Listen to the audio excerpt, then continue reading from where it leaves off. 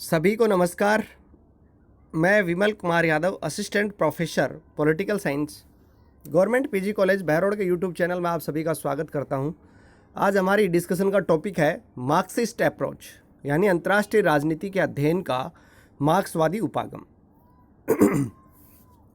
अंतर्राष्ट्रीय राजनीति को समझने के लिए हमने पिछले वीडियोज़ में यथार्थवादी उपागम, व्यवस्था सिद्धांत, निर्णय निर्माण सिद्धांत, इनका अध्ययन किया। अब हम चर्चा करते हैं कि अंतर्राष्ट्रीय राजनीति को समझने के लिए मार्क्सवादी उपागम क्या है।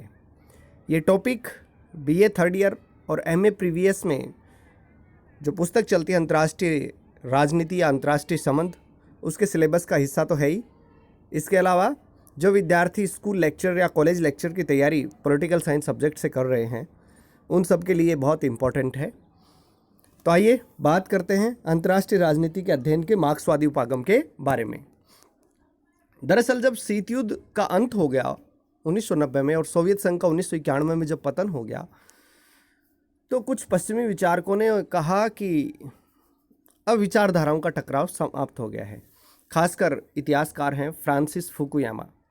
फ्रांसिस फुकुयामा ने कहा कि इतिहास का अंत हो गया है, विचारधारा का अंत हो गया है, क्योंकि शीत युद्ध जो था वो पूंजीवादी और साम्यवादी विचारधाराओं का टकराव था। पूंजीवादी जगत का नेतृत्व संयुक्त राज्य अमेरिका कर रहा था और साम्यवादी जगत का नेतृत्व सोवियत संघ कर रहा था। जब सोवियत संघ का पतन हो गया तो ये माना गया कि साम्यवादी या मार्क्सवादी विचारधारा अब अप्रासंगिक हो गई है, पूंजीवाद का वर्चस्व स्थापित हो गया है, पूंजीवादी विचारधारा की विजय हुई है। पश्चिमी जगत ने मार्क्सवाद की उपयोगिता को समाप्त मान लिया गया। हालांकि ये बात भी सत्य है कि पश्चिमी जगत ने सदैव ही मार्क्सवादी सिद्धांत की उपेक्षा की थी।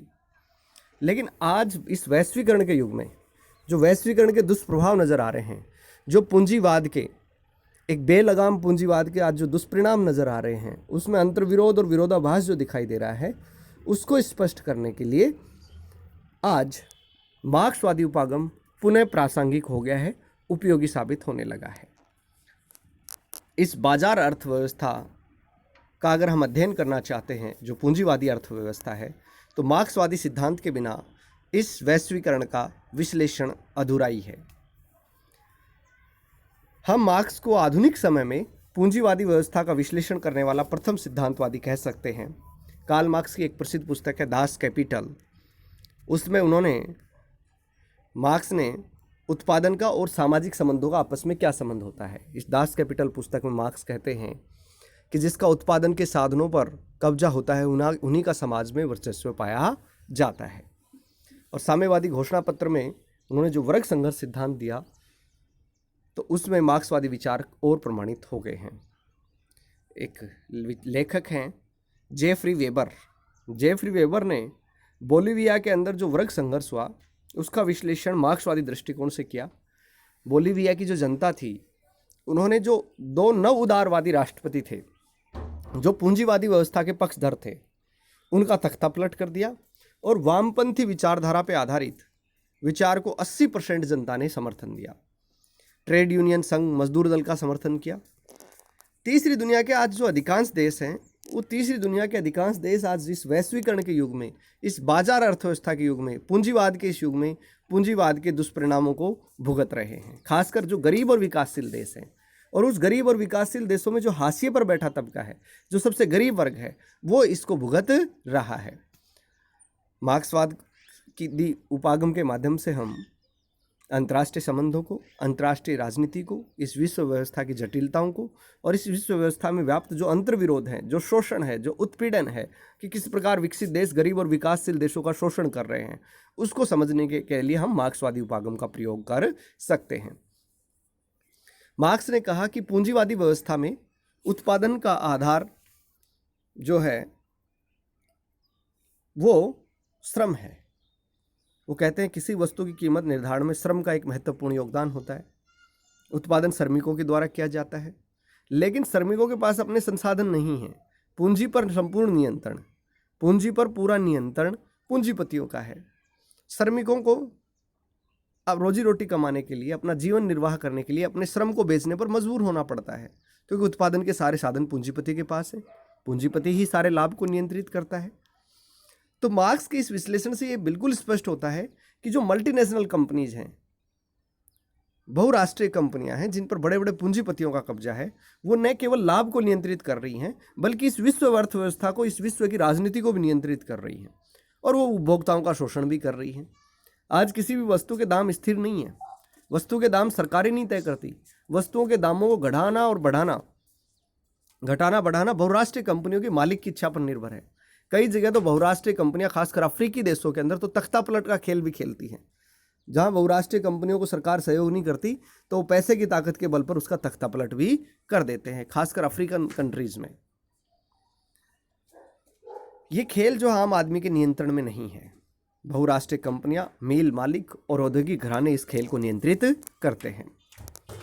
कार्ल मार्क्स का ये विश्लेषण पूरी तरह सही है कि राज्य शोषण का यंत्र है और राज्य और पूंजीपतियों के बीच अटूट संबंध है। आज खासकर हमारी सरकारों पे कई बार विपक्ष के द्वारा आरोप लगाया जाता है कि ये तो अंबानी और अडानी की सरकार है, ये अंबानी और अडानी को फायदा देने वाली सरकार है, क्योंकि राज्य और पूंजीपतियों के बीच अटूट संबंध है। मार्क्सवादी उपागम यही समझाने का प्रयास करता है कि राष्ट्रों के बीच जो आपसी संबंध होते हैं, जो अंतर्राष्ट्रीय संबंध होते हैं, उनको भी बेड़ी विहीन पूंजीवाद न केवल प्रभावित करता है बल्कि नियंत्रित भी करता है। पूंजीवाद केवल राष्ट्रीय राजनीति को नियंत्रित नहीं करता बल्कि अंतर्राष्ट्रीय राजनीति में भी दखल रखता है। जैसे मैंने आपको बताया कि बहुराष्ट्रीय कंपनियां न केवल तख्ता पलट के खेल के अंदर भाग लेती हैं बल्कि किसी राष्ट्र को दूसरे राष्ट्र से कैसा व्यवहार करना चाहिए ये भी बहुराष्ट्रीय कंपनियां तय करती हैं, कूटनीति की दिशा तय करती हैं। तो आज यथार्थवादी और उदारवादी उपागम की तुलना में अंतर्राष्ट्रीय राजनीति की गहराइयों को, जटिलताओं को समझने में मार्क्सवादी उपागम ज़्यादा सक्षम है। यथार्थवादी और उदारवादी जो उपागम है वो विश्व राजनीति का चित्रण करते हैं, लेकिन मार्क्सवादी सिद्धांत उस सत्य का निरूपण करता है जो विश्व में आर्थिक शोषण बढ़ रहा है, जो विकसित देश जो हैं जिन्होंने गरीब देशों को कच्चे माल और सस्ते श्रम का स्रोत बना लिया है और तैयार माल के बाजार के रूप में उसका इस्तेमाल कर रहे हैं, उस शोषण का पर्दाफाश, इस शोषण पर आधारित अर्थव्यवस्था का पर्दाफाश का मार्क्सवादी सिद्धांत करता है। विश्व राजनीति में जो तनाव उत्पन्न हो रहे हैं, युद्ध उत्पन्न हो रहे हैं, उसके कारणों को भी हम मार्क्सवादी उपागम से समझ सकते हैं, क्योंकि वैश्वीकरण के परिणाम स्वरूप विकसित देश रेस में बहुत आगे निकल गए हैं। गरीब और अमीर के बीच खाई बढ़ रही है, गरीब देशों के हालत बहुत खस्ता होते जा रहे हैं और इसके कारण वहाँ पर हिंसा, युद्ध, रक्तपात का बोलबाला है। क्यों? क्योंकि जब लोगों की बेसिक आवश्यकताएं पूरी नहीं होती, बुनियादी आवश्यकताएं पूरी नहीं होती है, तो फिर वो हथियार, आतंकवाद का रास्ता अपना लेते हैं, हिंसा का रास्ता अपना लेते हैं। आज बाजारीकृत अर्थव्यवस्था का सही विश्लेषण करने के लिए सबसे सटीक उपागम है मार्क्स। इस वैश्विक बाजार अर्थव्यवस्था का मार्क्सवादी उपागम के द्वारा बिल्कुल सटीक अध्ययन किया गया है। 1997 में जो एशिया में आर्थिक संकट उत्पन्न हुआ, 1987 में जो बाजार धराशायी हुआ, 2008 के अंदर अमेरिका के फेडरल बैंक के ध्वस्त हो जाने के बाद में जो वैश्विक वित्तीय संकट उत्पन्न हुआ, उससे जो पूंजीवाद की अंतर्निहित कमजोरियां हैं, पूंजीवाद के जो विरोधाभास हैं, उनका सही विश्लेषण हम मार्क्सवादी उपागम के माध्यम से ही कर सकते हैं। मार्क्सवादी उपागम ये स्पष्ट करता है कि ये जो वैश्विक आर्थिक शक्तियां हैं उसकी वास्तविकता क्या है, उसका उद्देश्य क्या है, कैसे बहुराष्ट्रीय कंपनियां जो है गरीब देशों और गरीब लोगों की कीमत पर खुद को विकसित और समृद्ध बना रही है। मार्क्स ने सही कहा था कि एक ध्रुव है पर समृद्धि का ध्रुव है और दूसरी तरफ गरीबी का ध्रुव है, जिससे संसार दो खेमों में बट गया है, अमीर राष्ट्र और गरीब राष्ट्र। मार्क्सवादी उपागम का विश्लेषण हम करते हैं कि पूंजीवाद से उत्पन्न वर्ग भेद और उसके संघर्ष का ये सटीक विश्लेषण करता है।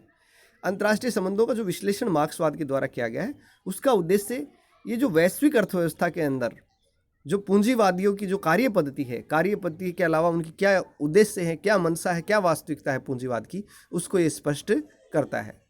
मार्क्सवाद जो मल्टीनेशनल कंपनीज हैं, बहुराष्ट्रीय कंपनियां हैं, उनके जो संकीर्ण आर्थिक हित हैं, उनका विश्लेषण करके उस घिनौने षड्यंत्र का पर्दाफाश करता है जो मल्टीनेशनल कंपनियां रचती हैं गरीब देशों के शोषण के लिए। ऐतिहासिक भौतिकवाद की सत्यता को भी ये सार्थक करता है। आज धन का बोलबाला है, पूंजी का बोलबाला है, और मार्क्स ने कहा था जिसका उत्पादन के साधनों पर नियंत्रण होता है, जिनका उत्पादन के साधनों पर नियंत्रण होता है, उनका ही नियंत्रण अर्थव्यवस्था पर, राजनीति पर, धर्म पर, सांस्कृतिक प्रभुत्व पाया जाता है। सीरिया के अंदर जैसे दुर्दांत आतंकवादी संगठन आईएसआई का प्रभाव, आईएसआईएस का प्रभाव फैला, इराक के गरीब इलाकों में फैला। तो ये हम देखते हैं, जब हम आईएसआईएस का विश्लेषण करते हैं तो ये पाते हैं कि इस्लामिक स्टेट का जो प्रभाव फैला वो सबसे ज़्यादा केवल गरीब इलाकों में और भूखमरी वाले इलाकों में फैला। क्योंकि गरीब और भूखमरी के परिणाम स्वरूप लोगों ने हथियार उठा लिए, हिंसा और रक्तपात को अपना लिया और उसका वर्चस्व सीरिया के उन सबसे 4 गरीब इलाकों में हो गया, उसे जन समर्थन मिला।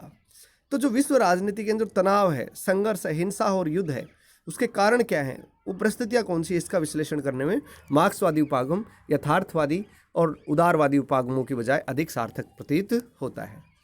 मार्क्सवादी सिद्धांतकार कहते हैं कि आज विश्व अर्थव्यवस्था को जो है विकृत अर्थव्यवस्था कहा जा सकता है। आज अंतर्राष्ट्रीय बाजार के अंदर जो तेल की कीमतें हैं वो सरकारें तय नहीं करती, बल्कि तेल की कीमतें अंतर्राष्ट्रीय बाजार की शक्तियाँ निर्धारित करती हैं, कंपनियां निर्धारित करती हैं। मार्क्सवादी कहते हैं कि एक न्यायोचित विश्व की स्थापना की आवश्यकता है, एक नवीन अर्थव्यवस्था, न्यू इकोनॉमिक ऑर्डर स्थापित करने की आवश्यकता है। प्रेजेंट जो वर्ल्ड ऑर्डर है, फिलहाल जो विश्व व्यवस्था है, उसके अंदर अमीर राष्ट्रों का दबदबा है और ये शोषण पर आधारित है। मार्क्सवादी कहते हैं कि एक मानवीय विश्व व्यवस्था स्थापित होनी चाहिए ताकि ये जो बेड़ी विहीन और अनियंत्रित पूंजीवाद है इस पर अंकुश लगाया जा सके।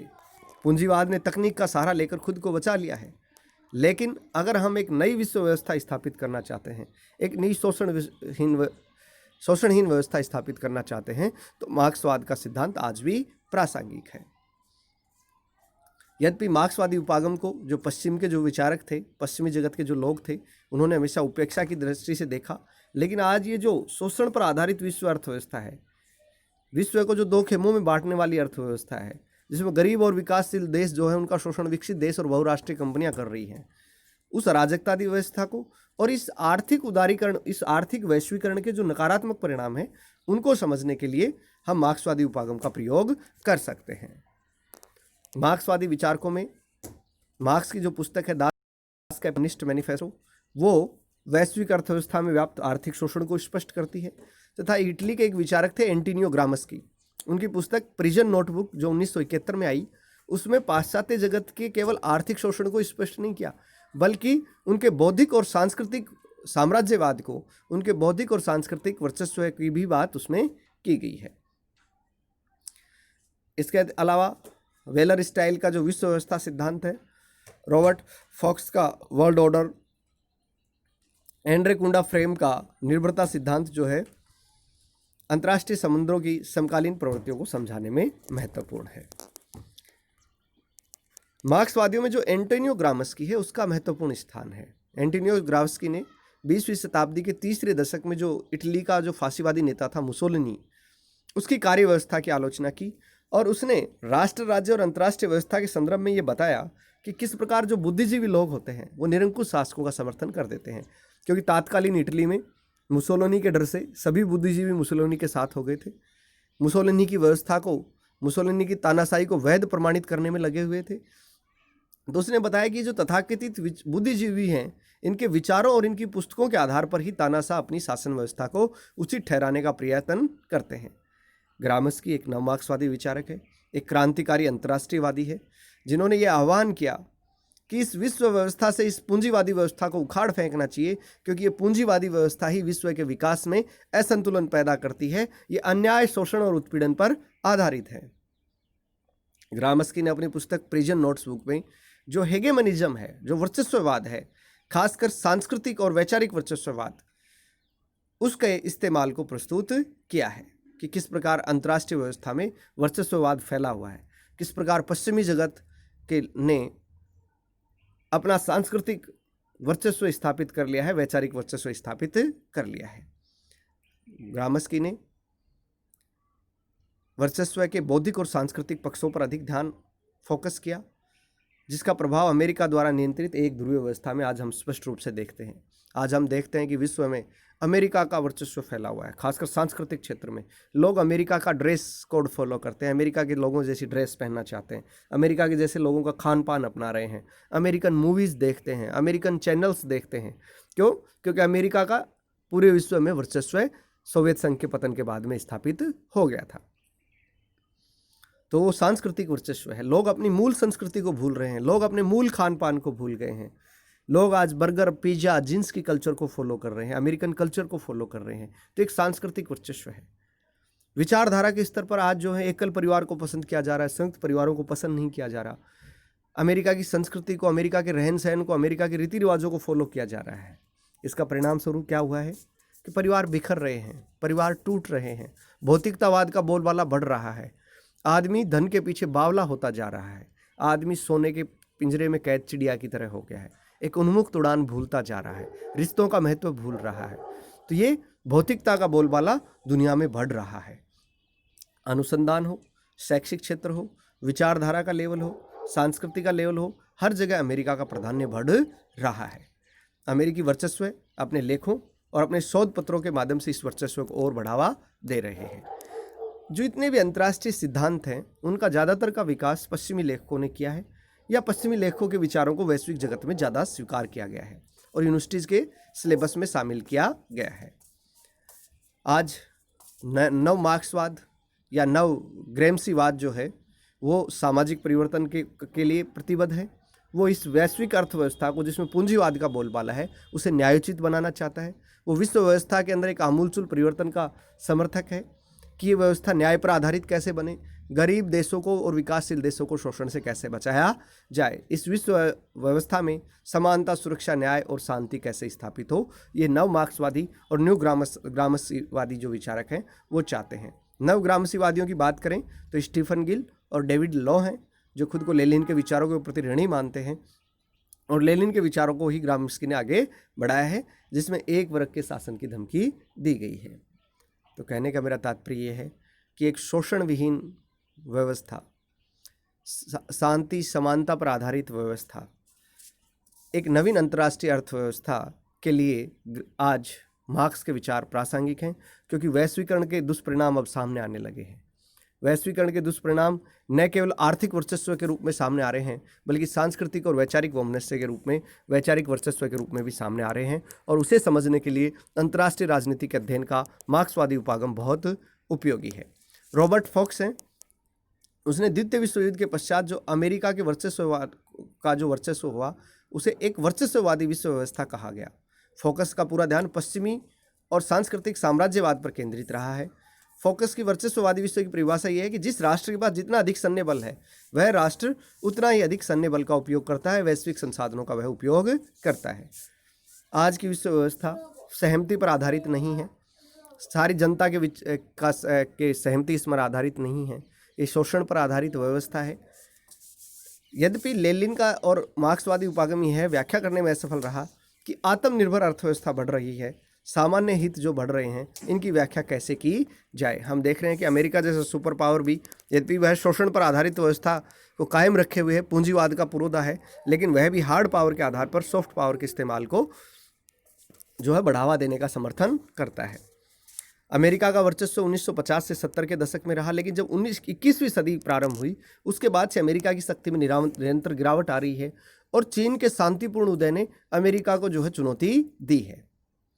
आज अमेरिका अपने लिए चीन को एक बड़ी चुनौती मानता है और चीन के शक्तिशाली होने का कारण है 1978 में देंग शाओपेंग द्वारा चीन के द्वार खोलने की नीति, चीन के अंदर आर्थिक सुधार करने की नीति, जिसके द्वारा चीन की समाजवादी या कम्युनिस्ट अर्थव्यवस्था को पूंजीवाद पर आधारित बाजार अर्थव्यवस्था में बदल दिया गया। चीन आज विश्व की दूसरी सबसे बड़ी अर्थव्यवस्था है, $10 ट्रिलियन से बड़ी इकोनॉमी उसकी है, लेकिन भारत जो है उसकी इकोनॉमी कम है, $2 ट्रिलियन है। लेकिन आज भारत भी समाजवाद से पीछे हट रहा है और पूंजीवादी बाजार व्यवस्था को अपना रहा है। लेकिन इसका मतलब ये नहीं कि मार्क्सवादी उपागम अपनी उपयोगिता खो रहा है। आज इस पूंजीवादी अंतर्राष्ट्रीय व्यवस्था के अंदर जो विकास है, जो असंतुलित हो रहा है, गरीब और अमीर के बीच खाई बढ़ रही है, तीसरी दुनिया के देशों के बीच जो आर्थिक असंतोष बढ़ रहा है, विश्व के अंदर असहिष्णुता बढ़ती है, हिंसा और आतंकवाद बढ़ रहा है, उसको समझाने के लिए आज भी मार्क्सवादी उपागम प्रासंगिक है। ये विश्व के अंदर जो आर्थिक विषमताएं उत्पन्न हो रही हैं, उसको समझाने में ये उपयोगी है। क्वेश्चन जो एग्जाम में बार बार आता है वो ये है कि अंतर्राष्ट्रीय राजनीति के मार्क्सवादी उपागम की समालोचनात्मक व्याख्या की। ये एग्जाम ये BA थर्ड ईयर में, MA प्रीवियस में ये क्वेश्चन खूब आता है और जो प्रतियोगी परीक्षा की तैयारी पॉलिटिकल साइंस सब्जेक्ट से जो लोग कर रहे हैं, उनके लिए भी ये बहुत ज़्यादा उपयोगी है। उम्मीद है ये वीडियो आपको पसंद आएगा। इसे लाइक करें, शेयर करें, सब्सक्राइब करें और कोई समस्या हो तो आप यूट्यूब के कमेंट बॉक्स में लिख सकते हैं या कॉलेज का जो अपना व्हाट्सएप ग्रुप है उसमें आप अपनी समस्या भेज सकते हैं। उसका उचित समाधान करने का प्रयास हमारे द्वारा किया जाएगा। आप सभी का बहुत बहुत धन्यवाद, बहुत बहुत आभार।